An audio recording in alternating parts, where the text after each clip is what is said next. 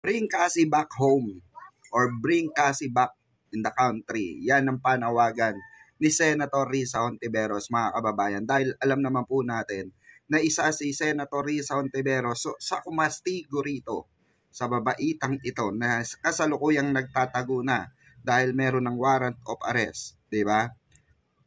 Dapat hindi makalusot ito, mga kababayan. Dapat tugisin ito ng tugisin. Well, no, sa kabilang banda, mga kababayan, alam naman natin na kung saan nagtatago ito. Alam naman natin kung saan may posibilidad na magtago ito dahil naitawag na po ito sa Interpol at kasalukuyan na po na inaalam kung saan ang sunod na destinasyon maliban sa Japan. Okay? Itong si Cassie talagang lumiliit ang mundo. Lahat ng nagtatago, mga kababayan, lumiliit na ang mundo. 'Di ba? So dapat talaga wala makalusot dito para sa sambayan ng Pilipino. 'Di ba? Especially itong panawagan ni Senator Risa Hontiveros dahil alam naman natin na si Senator Risa ang isa sa mga nag-ugnay dito, 'di ba? Kay Cassie sa mga maanumalya na pogo, 'di ba?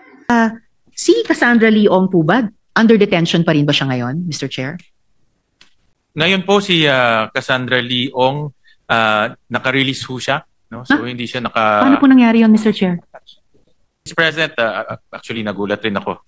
Mr. Chair. Pareho ho tayong nagulat kasi tinututukan ho natin tong case before. I was advised that dahil nung nag-recess po yung Senado, pinalabas ho natin siya because pinalabas po natin siya. Oo, because pag nagmo-move from one Congress to the other Congress, pinapakawala ho natin yung mga na-detain dito. So nung pinakawala ho natin siya. Dito po ba siya naka-detain, Mr. Chair? Nung panahong iyon? Parang hindi ganun po recollection ko, Mr. Chair. Please correct me if I'm wrong. Mr. President, I was also asking sa House pala, sa House. Sa House. She was detained in the House. I'm sorry for that wrong information. Right, na-detain ho siya sa House, and then because of the transition from the 19th Congress to the 20th Congress, pinalabas siya sa detention. At that point, wala pang kaso. No? So ngayon ho, mayroon ng kaso, the same, qualified human trafficking.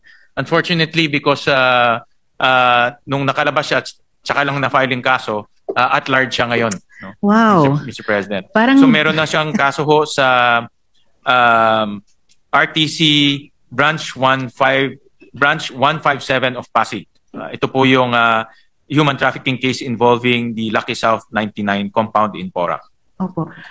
So, Mr. Chair, kanina nagulat po tayo. Ngayon, sobrang naman akong nababahala. Dito nga po sa Senado, maingat po tayo na kapag may nakadetain tayong mga tao, talagang hanggat maaari sinusubukan natin na siguruhin na pag umandar na yung investigasyon, yung case build-up, lalo na pag mag-i-initiate na ng judicial proceedings yung executive na present yung taong yun para dumaan sa proseso. So, while of course, as we always attempt exercising interparliamentary courtesy dun sa mga counterparts natin sa House of Representatives, nakakabahala talaga na at ngayon pa na humaharap na si Cassandra Leong sa kaso sa RTC sa Pasig.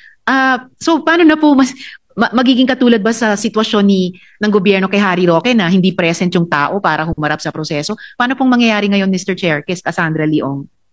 Pareho sa kanya ho ang yung sitwasyon ni Cassandra Lee, the same po with Harry Roque. Since mayroon na siyang warrant of arrest, hinahanap na ho siya ng ating kapulisan dito po sa within our jurisdiction. Pinapa-verify ko lang ho sa BI kung nakalabas na or nakatakas na. But automatic naman po yung whole departure order. No? So, pinapa-verify lang po kung nakawala na. Ang kinakatakutan lang ho natin, baka rin yung the same sa backdoor. Exactly. Remember kay Alice Go. No? But ngayon po mayroon ng warrant of arrest at hinahabol na ho siya ng ating kapulisan at enforcement agencies. Ma-update po ba tayo, Mr. Chair, sa pamamagitan ng chair ng BI agad, maybe within the day, kung ano na yung location, whereabouts ni Cassandra Leong? In-update ho ngayon ng kumukuha na ang BI ng information.